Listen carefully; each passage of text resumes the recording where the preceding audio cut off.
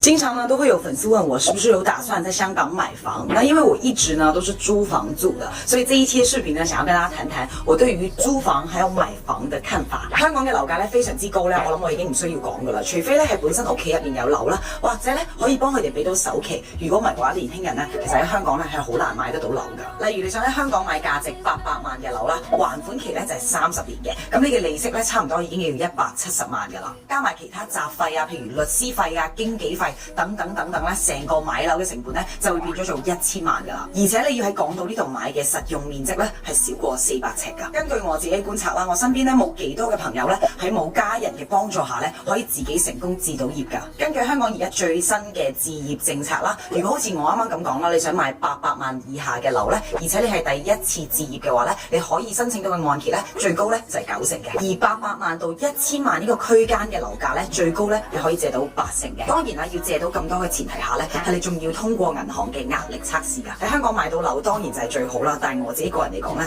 我都係覺得呢一個係太大嘅一筆投資啦。所以咧，我更加中意去租樓。我諗大家咧見過我咁多個 room tour 都，其實我搬過好多次屋噶。因為我係一個好中意新鮮感嘅人嚟噶，所以咧我可以嘗試香港唔同嘅地區嘅生活啦，同埋香港唔同嘅房型嘅。而且每一次搬入去嘅時候咧，嗰種重新擺設啊嘅新鮮感咧，其實我都幾中意噶。同埋咧，我覺得可以將我自己想要買樓嘅呢一筆錢啦，同埋我嘅壓力啦，可以釋放少少，將佢放喺提高我生活品質上面。唔知大家係咪都同我一樣，中意租樓多過買樓呢？同我講下你哋嘅睇法。我哋下個視頻再見，拜拜。